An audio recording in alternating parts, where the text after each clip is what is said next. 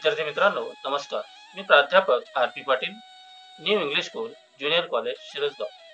मित्रांनो, सर्वात प्रथम आपण इयत्ता 10वी पास झालात त्याबद्दल आपले सर्वांचे मनापासून हार्दिक अभिनंदन, अभिनंदन, अभिनंदन.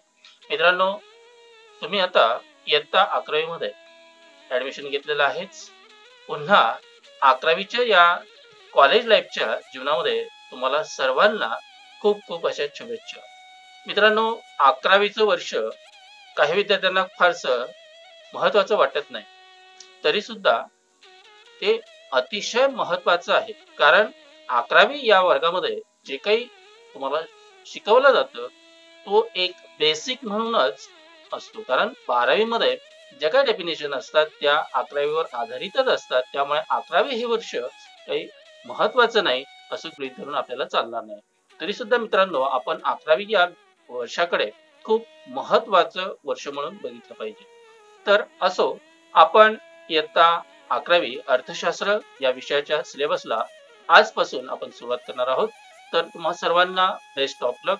मित्रांनो, तुम्ही जर इयत्ता 11वी अर्थशास्त्र या विषयाचा अभ्यास जर बघितला तर खूप असा सोपा पद्धतीचा आपल्याला 2020-21च्या जे काही नवीन अभ्यासक्रम आपल्याला आहे त्या अभ्यासक्रमामध्ये आपल्याला खूप असा सिलेबस कमी करून देण्यात आलेला आहे. आणि त्यातल्या त्यात जो काही अभ्यासक्रम आपल्याला अभ्यासण्यासाठी अभ्यास मंडळाने देण्यात आलेला आहे तो अतिशय साधा आणि सोपा आहे की जास्तीत जास्त विद्यार्थ्यांकडून आपण ऍक्टिव्हिटीच्या स्वरूपामध्ये कशा पद्धतीने आपण विद्यार्थ्यांना त्या अभ्यासक्रमाअंतर्गत त्यांना कृतीशील बनवू शकतो याच पद्धतीचा अभ्यासक्रम आपल्याला अभ्यास मंडळाने दिलेला आहे. तरी या पुस्तकामध्ये तुम्ही जर पुस्तक बघितलं तर या पुस्तकामध्ये तुम्हाला 5वी-6वीची जशी पुस्तकं असतात त्याच पद्धतीची पुस्तके, त्याच पद्धतीचा आराखडा आपल्याला या ठिकाणी बघायला मिळतो. आता मग त्याच्यामध्ये काय असतं बघा, चित्रे असतात. आता उदाहरणार्थ एखादे अर्थशास्त्रज्ञ असेल, त्यांनी काही व्याख्या दिलेल्या असतील, त्याबाबतची काही चित्र असतात. उदाहरणार्थ अल्फ्रेड मार्शल असतील, रॉबिन्स असतील, त्यांची चित्र आपल्याला त्या ठिकाणी देण्यात आलेली आहे की जेणेकरून विद्यार्थ्यांना ती चित्र बघून एक आठवण स्वरूपामध्ये, कारण आपल्या मानसिकता अशी असते की आपण जर चित्र बघितलं तर त्या चित्राच्या आधारे त्या व्यक्तीचं नाव आपल्या लक्षात राहत असतं, त्याने केलेलं कार्य आपल्या लक्षात राहत असतं. हाच अभ्यास मंडळाचा एक हेतू असावा असं मला वाटतं. मित्रांनो, आपण आजच्या व्हिडिओमध्ये इयत्ता 11वी अर्थशास्त्राचा जो काही सिलेबस आहे तो सिलेबस मध्ये काय आहे त्याचा एक तोंड ओळख आपण करून घेणार आहोत. बघा, आपल्याला साधारणतः 10 प्रकारची प्रकरणे आहेत. या 10 प्रकारच्या प्रकरणांमध्ये पहिलंच प्रकरण आहे अर्थशास्त्रातील मूलभूत संकल्पना. या प्रकरणात आपल्याला जवळपास 1 ते 8 पृष्ठे देण्यात आलेली आहेत. 14 तासिका त्यासाठी देण्यात आलेले आहेत.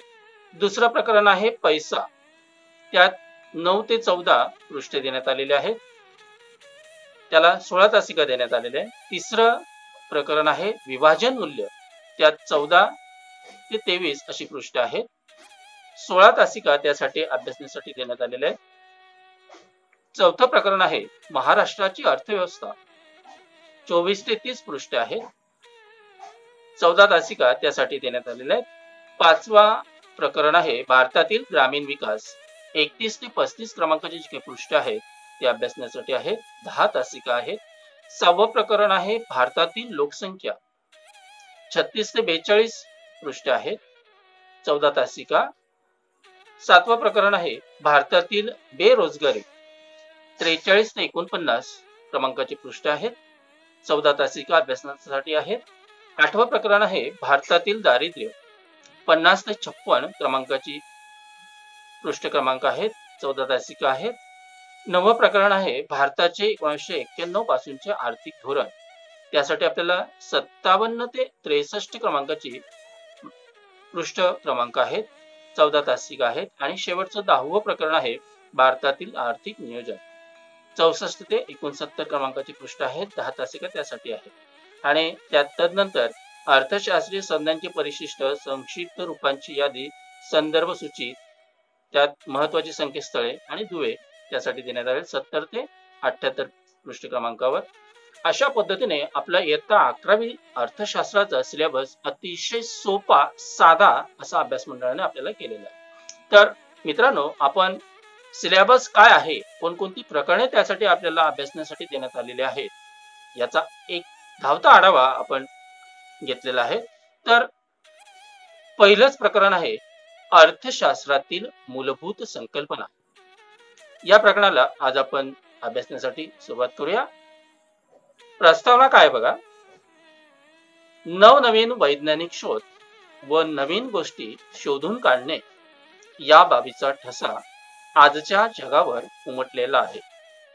शास्त्रीय लक्षणीय प्रगतीमुळे शास्त्र म्हणजे नेमकं काय या प्रश्नाचा शोध लावण्याचा आपण प्रयत्न करू लागलो. शास्त्र ही एक पद्धतशीर मांडणीची ज्ञान शाखा आहे. शास्त्राचे मुख्य दोन प्रकार आहेत, एक म्हणजे नैसर्गिक शास्त्र आणि दुसरं सामाजिक शास्त्र. आता नैसर्गिक शास्त्र म्हणजे काय? ज्या शास्त्रीय नियमांना वैश्विक मान्यता आहे, बघा, ज्या शास्त्रीय नियमांना वैश्विक मान्यता आहे आणि या नियमांची सत्यता बंदिस्त प्रयोगशाळेत नियंत्रणांतर्गत पडताळून पाहता येते अशा शास्त्राला नैसर्गिक शास्त्र म्हणतात. प्रयोग व अनुमान यावर आधारित अभ्यासामुळे या शास्त्राला तंतोतंत शास्त्र म्हणूनही ओळखले जाते. उदाहरणार्थ गणित, पदार्थविज्ञान, रसायनशास्त्र इत्यादी. बघा मित्रांनो, आपल्याला प्रस्तावना, कुठल्याही प्रकरणाची जर प्रस्तावना आपण बघितली तर ती प्रस्तावना अतिशय महत्वाची असते, कारण की प्रस्तावना ही कुठल्याही इमारतीचा पाया ज्या पद्धतीने पक्का असतो त्या पायावरती इमारत असते, त्याच पद्धतीने प्रत्येक प्रकरणाची प्रस्तावना ही सर्वात महत्वाची असते, कारण त्या प्रस्तावनेवर आधारित पुढचे जे काही मुद्दे आहेत प्रकरणातील ते मुद्दे उभे राहत असतात. म्हणून प्रस्तावना समजून घेणं सर्वात महत्वाचं असते मित्रांनो. बघा, तर आता अर्थशास्त्र हे शास्त्र आहे. मग अर्थशास्त्र हे शास्त्र कशा पद्धतीचं आहे? कारण आपण अर्थ आणि शास्त्र, अर्थशास्त्र म्हणत असतो, म्हणजे शास्त्राची जोड या अर्थशास्त्राला आहे. मग अर्थशास्त्र म्हणजे नेमकं काय? तर शास्त्र म्हणजे एक नवनवीन गोष्टींचा शोध लावणे, त्याला आपण काय म्हणत असतो? शास्त्र. त्याच पद्धतीने त्या शोधाला एक शास्त्रीय मदत करणं, त्याचप्रमाणे जी काही प्रगती झालेली असते त्या प्रगतीची एक प्रकारे जोड देणं, त्यालाच शास्त्र ही एक पद्धतशीर मांडणीची ज्ञान शाखा असते. पद्धतशीर मांडणी ज्या शाखेत केली जाते त्या शाखेला शास्त्राची जोड ही नक्की असते. मग आता बघा, दोन प्रकारची शास्त्र आपल्याला अभ्यासण्यासाठी असतात, एक म्हणजे नैसर्गिक शास्त्र आणि दुसरं सामाजिक शास्त्र. मग नैसर्गिक शास्त्र म्हणजे काय? तर नैसर्गिक शास्त्र म्हणजे ज्या शास्त्रातील नियमांना, आता शास्त्रामध्ये नियम हे असतात म्हणजे असतात, ती एक काळ्या दगडावरची रेषा असं आपण म्हणूया. कारण नैसर्गिक शास्त्रामध्ये नियम असतात, ज्या नियमांना वैश्विक स्वरूप प्राप्त झालेलं असतं अशा शास्त्राला नैसर्गिक शास्त्र असं म्हटलं जातं. त्यातल्या त्यात हे नियम, त्या नियमांची सत्यता बंदिस्त प्रयोगशाळेत आपल्याला पडताळून बघता येऊ शकते. त्याचप्रमाणे जो काही अभ्यासक्रम त्या नियमावर आधारित आहे, या अभ्यासक्रमाची तंतोतंत शास्त्रीय पद्धतीने ओळख आपण करून घेऊ शकतो. मात्र ती कुठे? चार भिंतीच्या आत, म्हणजेच प्रयोगशाळेमध्ये आपण त्याची पडताळणी करून घेऊ शकतो. अशा शास्त्राला नैसर्गिक शास्त्र म्हटलं जातं. मग यामध्ये कोणकोणते विषय येतात की जे आपण आतापर्यंत अभ्यासलेले आहेत आणि यापुढेही आपण अभ्यासणार आहोत? तर गणित, त्यातल्या त्यात पदार्थ विज्ञान आणि रसायनशास्त्र, अशा प्रकारचे जे काही शास्त्र आहेत त्या शास्त्रांना नैसर्गिक शास्त्र असे म्हटलं जातं. इथपर्यंत आपल्या लक्षात आलं असेल. पुढचा प्रकार आहे सामाजिक शास्त्र. आता सामाजिक शास्त्र म्हणजे नेमकं काय? बघा, सामाजिक शास्त्रीय वर्तणूक शास्त्र किंवा अमूर्त शास्त्र म्हणतात. या शास्त्रात मानवी वर्तणुकीच्या कोणत्या ना कोणत्या पैलूचा अभ्यास केला जातो. उदाहरणार्थ मानसशास्त्र हे मानवी मनाच्या वर्तणुकीशी संबंधित ज्ञान आहे. सामाजिक शास्त्र हे मानव समूहातील एक घटक असून त्या संदर्भाने त्याच्या सामाजिक घटकांबाबत ज्ञान देते. मानवी वर्तणूक ही बंदिस्त प्रयोगशाळेत तपासता येत नाही, तसेच ती नियंत्रित पद्धतीनेही अभ्यासता येत नाही. सामाजिक शास्त्राच्या नियमांना वैश्विक मान्यता नसते, मात्र हे नियम मानवी प्रवृत्तीच्या संदर्भात केलेल्या सर्वसाधारण विधाने असतात. बघा मित्रांनो, आता सामाजिक शास्त्र म्हणजे अशी कोणत्या प्रकारचे शास्त्र? त्यात नियम असतात, मात्र त्या नियमांना निश्चित असा कुठल्याही प्रकारचा शास्त्रीय आधार त्या ठिकाणी नसतो. कारण सामाजिक शास्त्रात अशा शास्त्राचा अभ्यास केला जातो की ज्याला वैश्विक मान्यता नसते. जसं नैसर्गिक शास्त्रात वैश्विक मान्यता असते तशा पद्धतीची वैश्विक मान्यता या सामाजिक शास्त्रामध्ये नसते. कारण सामाजिक शास्त्रामध्ये मानवी वर्तनाचा अभ्यास हा केला जात असतो. मानवी पैलूंचा अभ्यास केला जात असतो. जसं मानसशास्त्रात मानवी मनाच्या वर्तणुकीशी संबंधित ज्ञान देते. मानवाच्या जे काही मन असतं त्या मनाच्या उलाढालीचे जे काही वर्तन असतं त्या वर्तनाचा अभ्यास मानसशास्त्र करत असतं. त्याच पद्धतीने सामाजिक शास्त्र हे मानवी समूहातील एक घटक असून त्या संदर्भाने त्यांच्या सामाजिक घटकांबाबत ज्ञान देत असते.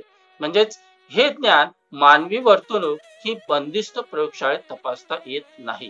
कारण एक म्हण आपल्याकडे मराठीमध्ये प्रचलित आहे ती म्हणजे मन वढाळ वढाळ उभ्या पिकावरच अशी कविता आपण अभ्यासलेली आहे. या पद्धतीने मन हे मानवाचं वढाळ असतं की ते एक ठिकाणी स्थिर राहू शकत नाही. म्हणून जसं प्रयोगशाळेत आपण त्या नियमांना बंदिस्त प्रयोगशाळेत तपासू शकतो त्याच पद्धतीने सामाजिक शास्त्रातील मानवी वर्तनाचा अभ्यास केला जातो. त्या मानवी वर्तनाचा अभ्यास बंदिस्त प्रयोगशाळेमध्ये तपासता येत नाही. कारण मनाचा अभ्यास शास्त्रीय पद्धतीने त्याचा केला जात असतो. त्याच्या वर्तनाचा अभ्यास शास्त्रीय पद्धतीने केला जात असतो. म्हणून सामाजिक शास्त्रात जे काही नियम असतात त्या नियमांना एक प्रकारे वर्तनाचा अभ्यास मानवी वर्तनाचा अभ्यास हा केला जात असतो. म्हणून वैश्विक एक प्रकारचं मान्यता त्यांना नसते. म्हणून सामाजिक शास्त्र हे एक नियम मानवी प्रवृत्तीच्या संदर्भाने केलेली सर्वसाधारण विधाने असतात. म्हणजे अशा पद्धतीने आपल्याला नैसर्गिक शास्त्र आणि सामाजिक शास्त्र या दोघातील फरक आपल्या लक्षात आला असेल. मग तदनंतर आपल्याला असं लक्षात येईल की अर्थशास्त्र हे नैसर्गिक शास्त्रामध्ये बोललं जातं की सामाजिक शास्त्रामध्ये. तर तुम्हाला लगेच तुमचं ताबडतोब उत्तर आलं पाहिजे की अर्थशास्त्र हे एक सामाजिक शास्त्र आहे. कारण अर्थशास्त्रामध्ये तुम्ही यापूर्वीच 7वी 8वी 9वी 10वी पर्यंत तुम्ही अर्थशास्त्राचा थोडाफार अभ्यास केलेला असेल. त्या ठिकाणी तुम्हाला अर्थशास्त्राची व्याख्या नेमकी काय आहे हे तुम्ही अभ्यासलेलं असेलच असं गृहीत धरूया. आणि तदनंतर अर्थशास्त्र कशाला म्हटलं जातं हे आपण शिकलो. म्हणून अर्थशास्त्र हे एक सामाजिक शास्त्र आहे हे आपल्याला त्या ठिकाणी निश्चित करावं लागेल. बघा आता पुढे आहे आपल्याला अभ्यासण्यासाठी अर्थशास्त्राचा अर्थ. अर्थशास्त्राचा नेमका अर्थशास्त्रीय भाषेमध्ये अर्थ काय आहे. अर्थशास्त्र हे सामाजिक शास्त्र आहे. अर्थशास्त्र त्याला इंग्रजीमध्ये इकॉनॉमिक्स हा शब्द मूळ ग्रीक शब्द आयकोनॉमिया यापासून आला आहे. याचा अर्थ कौटुंबिक व्यवस्थापन असा आहे. बघा मित्रांनो आता अर्थशास्त्र हे एक सामाजिक शास्त्र आहे. सामाजिक शास्त्राची एक शाखा आहे असं म्हणूया. म्हणजे अर्थशास्त्र हे एक सामाजिक शास्त्र आहे. मात्र त्यातल्या त्यात याची उत्पत्ती कशी झाली. आता आयकोनॉमिया हा जो काही ग्रीक शब्द आहे या आयकोनॉमिया शब्दापासून याची निर्मिती झालेली आहे. मग याला मराठीमध्ये काय म्हटलं जातं. आयकोनॉमिया याचाच अर्थ मराठीमध्ये काय सांगता येईल की कौटुंबिक व्यवस्थापन त्याला म्हटलं जातं. म्हणून पॉल सॅम्युएल्सन यांनी अर्थशास्त्राचे वर्णन सामाजिक शास्त्राची राणी असे केले आहे. पॉल सॅम्युएल्सन हे जे काही अर्थशास्त्रज्ञ आहेत या पॉल सॅम्युएल्सन या अर्थशास्त्रज्ञाच्या मते अर्थशास्त्र हे काय आहे एक सामाजिक शास्त्राची राणी आहे असं त्यांनी म्हटलेलं आहे. अर्थशास्त्र हे मानवाच्या आर्थिक वर्तणुकीच्या अभ्यासाशी निगडित आहे. या शास्त्रातून मानव आपल्या अमर्याद गरजा मर्यादित साधनांद्वारे कशा पूर्ण करतो हे हाताळले आहे. अर्थशास्त्राच्या काही प्रसिद्ध व्याख्यांचा अभ्यास करून या विषयाची अधिक माहिती मिळवूया. बघा मित्रांनो थोडे आढावा बघा. काय खालील संबोध तुम्ही कुठे शिकला आहात. आर्थिक प्रणालीचे प्रकार, भांडवलशाही, समाजवाद आणि मिश्र अर्थव्यवस्था इत्यादी. आता थोडक्यात या घटकांचा अभ्यास आपण याच्या अगोदरच्या इयत्तांमध्ये केलेला आहे. हे थोडंसं आपण आठवून बघूया आणि आपल्या डोळ्याखालून जर आपल्याला जर थोडंसं त्याचं अभ्यासाची एक कल्पना जर आली तर आपला पुढचा अभ्यास हा सोयीचा होत असतो या हेतूने. बघा आता पुढे आहे कौटिल्य यांची अर्थशास्त्रीय दृष्टिकोन. जे काही अर्थशास्त्रज्ञ आहेत तीन प्रकारच्या अर्थशास्त्रज्ञांनी आपल्याला पुढे व्याख्या दिलेल्या आहेतच. मात्र कौटिल्य यांना अर्थशास्त्राचे एक प्रकारे महत्वाचा व्यक्ती म्हणून त्यांच्याकडे बघितलं जातं. त्यांच्याविषयी थोडंसं आपण माहिती बघूया. बघा एक फोटो देण्यात आलेला आहे कौटिल्य यांचा की कौटिल्य कशा पद्धतीने दिसत होते. बऱ्याच हिंदी सिरियल मध्ये आपण कौटिल्य यांच्याविषयी बरंच ज्ञान आपण आत्मसात केलेलं आहे. याचाही सर्वात महत्वाचा आपल्याला महत्व किंवा उपयोग होणार आहे. मग आता कौटिल्य यांची अर्थशास्त्रीय दृष्टिकोन काय आहे? कौटिल्य यांच्या मते अर्थ म्हणजे संपत्ती. कौटिल्य यांच्या मते अर्थ म्हणजे काय? की संपत्ती. आणि शास्त्र म्हणजे काय? विज्ञान. अर्थशास्त्र या शब्दाची फोड त्या ठिकाणी केलेली आहे कौटिल्यांनी, की अर्थ म्हणजे संपत्ती आणि शास्त्र म्हणजे विज्ञान. तर म्हणून अर्थशास्त्र म्हणजे संपत्तीचे संपादन आणि व्यवस्थापन. मूलतः कौटिल्य यांचा अर्थशास्त्र हा राजकीय अर्थव्यवस्थेवरील व्यापक ग्रंथ आहे. कौटिल्य यांच्या अर्थशास्त्रीय दृष्टिकोनातून महत्वाचे मुद्दे. आता कौटिल्य यांचा हा अर्थशास्त्रीय दृष्टिकोन आपल्या डोळ्यासमोर आलेला आहे. मग आता या अर्थशास्त्रीय दृष्टिकोनावर कौटिल्य यांच्या अर्थशास्त्रीय दृष्टिकोनाचे महत्वाचे मुद्दे आपल्याला काय सांगता येतील? तर बघा, पहिलाच मुद्दा आहे सरकार किंवा राज्याची महत्वपूर्ण भूमिका. दुसरा आहे संपत्ती निर्माण करण्यावर लक्ष केंद्रित करून राज्याचे कल्याण. सुशासनासाठी कार्यक्षम प्रशासन यंत्रणेची आवश्यकता. 4. अर्थशास्त्रामध्ये राजकीय कल्पनांचे संकलन. म्हणजे एक प्रकारे सरकार आणि राज्याची महत्वाची भूमिका अर्थशास्त्रामध्ये असते. दुसरं म्हणजे संपत्ती निर्माण करण्यावर शासनाने लक्ष केंद्रित केलं पाहिजे किंवा राज्याचं कल्याण कशा पद्धतीने होईल याकडे शासनाने लक्ष दिलं गेलं पाहिजे. त्यातला तिसरा मुद्दा आहे सुशासनासाठी कार्यक्षम प्रशासन यंत्रणेची आवश्यकता, की सुव्यवस्थापन कशा पद्धतीने, की जेणेकरून देशात राहणाऱ्या जनतेचं कल्याण कशा पद्धतीने साध्य करता येईल याविषयीची संकल्पना म्हणजे अर्थशास्त्र. त्याच पद्धतीने अर्थशास्त्रामध्ये राजकीय कल्पनांचे संकलन करणे, राजकीय ज्या काही कल्पना असतात त्या राजकीय कल्पनांचं संकलन करणं यालाच अर्थशास्त्र असं म्हटलं जातं. म्हणजे कौटिल्य यांच्यात अर्थशास्त्राविषयी दृष्टांत आहे किंवा दृष्टिकोन आहे, त्या दृष्टिकोनावर त्या दृष्टिकोनावर आधारितच महत्वाचे मुद्दे. याच्यावरून आपल्याला एक स्पष्टीकरण आपल्याला देता येईल की कौटिल्य यांनी संपूर्ण देशाची किंवा राज्याची अर्थव्यवस्था ही कशा पद्धतीने चालली पाहिजे.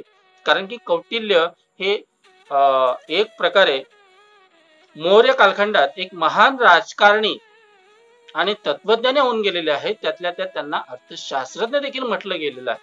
कारण मौर्य काळात त्यांनी राजकीय राज्यामध्ये राहून एका राज्याला कशा पद्धतीने अर्थव्यवस्था चालली पाहिजे याचा एक दृष्टिक्षेप किंवा एक उदाहरण दाखल त्यांनी आपल्याला एक घालून दिलेलं आहे.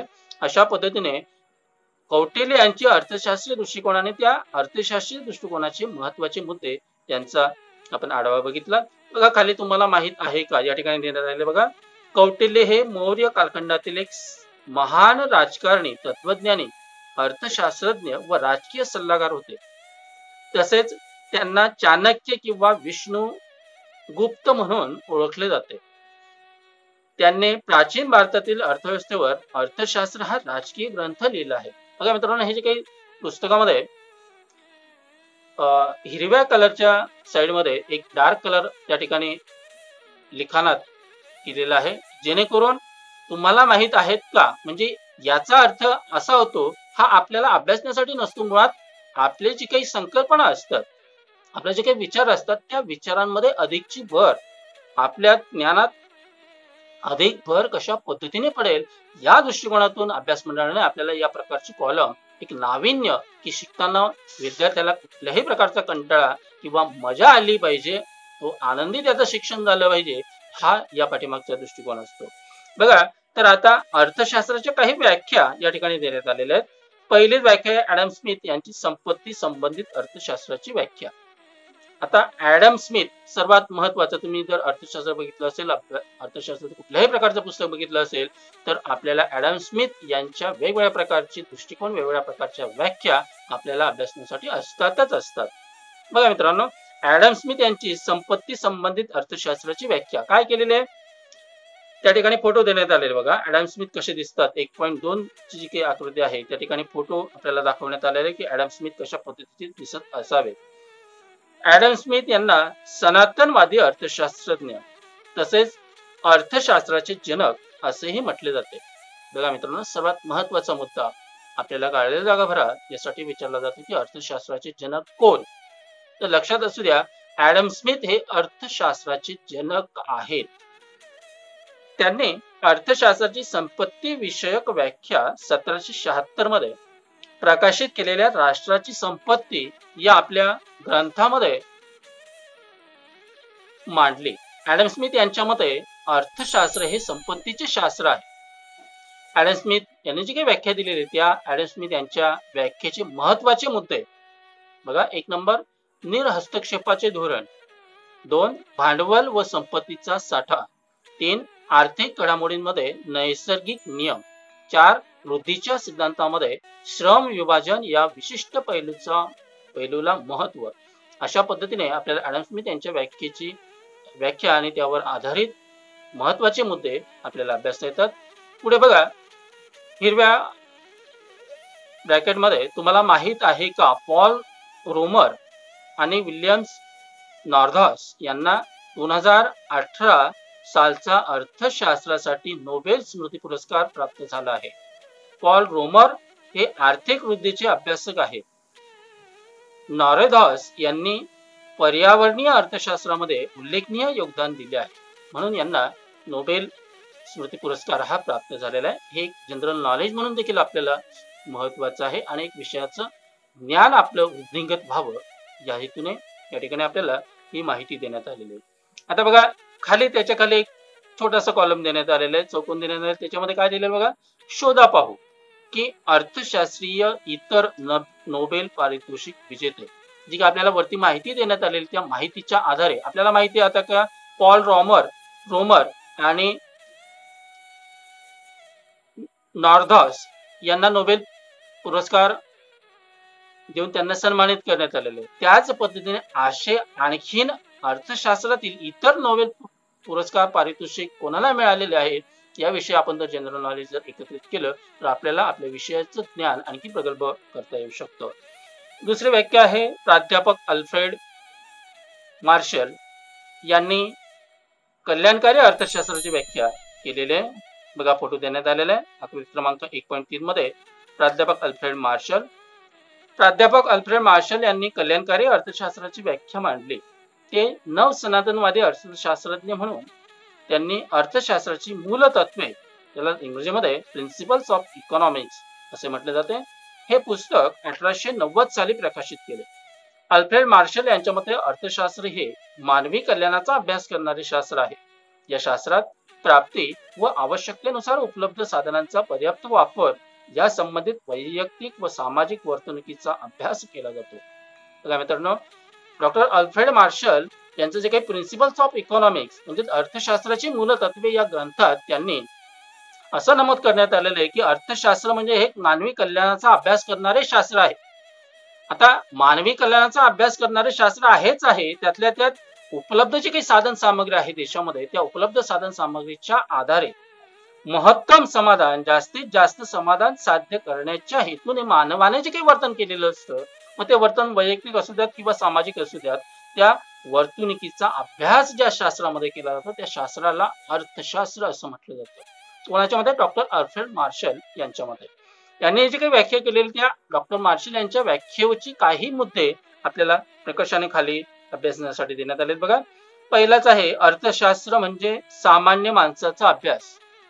दुसरा आहे अर्थशास्त्र म्हणजे आर्थिक वर्तनाचे शास्त्र. तिसरा आहे अर्थशास्त्र म्हणजे भौतिक कल्याणाचा अभ्यास. चौथा आहे अर्थशास्त्र केवळ संपत्तीचा अभ्यास नाही. शेवटी काय सर्वात महत्वाचं, निव्वळ अर्थशास्त्र म्हणजे संपत्तीचा अभ्यास करणारं शास्त्र नसून या सर्व घटकांचा काय सामान्य माणसांचा अभ्यास, आर्थिक वर्तनाचं शास्त्र, भौतिक कल्याणाचा अभ्यास आणि संपत्तीचा अभ्यास करणार.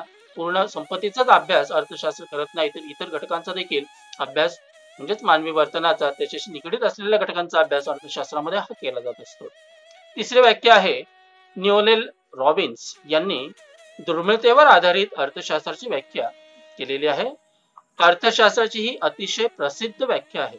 रॉबिन्स यांनी 1932 साली अर्थशास्त्राचे स्वरूप व महत्व, त्याला इंग्रजीमध्ये an essay on the natural and significant of economic science हे पुस्तक प्रकाशित केले. यात त्यांनी अर्थशास्त्राच्या दुर्मिळतेवर आधारित व्याख्या सांगितली. की ही व्याख्या आपण याच्या अगोदरच्या इयत्तांमध्ये खूप छान पद्धतीने आपण ती अभ्यासलेली आहे. काय व्याख्या बघा, आठवून बघा काय व्याख्या आपण अभ्यासलेली होती की अमर्याद गरजा आणि मर्यादित परंतु दुर्मिळ व पर्यायी उपयोगाच्या साधनांचा यांचा मेळ घालताना करण्यात येणाऱ्या मानवी वर्तनाचा अभ्यास करणारे शास्त्र म्हणजे अर्थशास्त्र होय. बघा मित्रांनो, ही व्याख्या पाठ झाली पाहिजे प्रत्येक विद्यार्थ्याची, कारण ही जर व्याख्या तुम्हाला समजली तर तुम्हाला अर्थशास्त्र समजलं असं गृहीत धरायला काहीही हरकत नाही. कारण या व्याख्येमध्येच प्राध्यापक रॉबिन्स यांनी जी काही व्याख्या दिलेली आहे, ही व्याख्या सर्वात महत्वाची व्याख्या ही अर्थशास्त्रामध्ये गृहीत दिलेली आहे. म्हणून वरती सांगितलेलं आहे की ही व्याख्या सर्वात प्रचलित अशी व्याख्या आहे, कारण या व्याख्येवरच आधारित पूर्ण अर्थशास्त्र आहे असं म्हटलं तरी काही वावगं ठरणार नाही. रॉबिन्स यांच्या व्याख्येचे महत्वाचे मुद्दे अमर्याद गरजा किंवा साधने, गरजांनाच काय म्हटलं जातं, साधने असं म्हटलं जातं, म्हणून ऑब्लिक त्या ठिकाणी साध्य देण्यात आलेले. दुसरं मर्यादित साधने, 3 गरजांचा प्राधान्यक्रम आणि 4 साधनांचे पर्यायी उपयोग. बघा मित्रांनो, अशा पद्धतीने आपल्याला कौटिल्य यांचा अर्थशास्त्री दृष्टिकोन आणि त्याचबरोबर अर्थशास्त्राच्या व्याख्या, 3 अर्थशास्त्रज्ञ आपण बघितले, ॲडम स्मिथ, डॉक्टर मार्शल आणि न्यूएल रॉबिन्स यांच्या अर्थशास्त्राची व्याख्या आणि त्यांच्या व्याख्येची महत्वाची मुद्दे यांचा सविस्तर अभ्यास आज आपण केलेला आहे. मित्रांनो, तुम्हाला खूप छान पद्धतीने शिकवलेलं तुम्हाला समजत असेल. व्हिडिओ तुम्ही ज्या वेळेला ऐकतात त्यावेळेला टिप्पण जर काढत गेले तर त्या टिप्पण काढल्यामुळे आपल्या ज्ञानामध्ये आणखी वृद्धी होत असते. म्हणून व्हिडिओ बघत असताना टिप्पण काढायची सवय लावा, जेणेकरून तुमचा अभ्यास हा अतिशय चांगल्या पद्धतीने होऊ शकेल. मित्रांनो, या ठिकाणी मी थांबतो आणि आपली रजा घेतो. भेटूया पुढच्या व्हिडिओमध्ये. तोपर्यंत नमस्कार.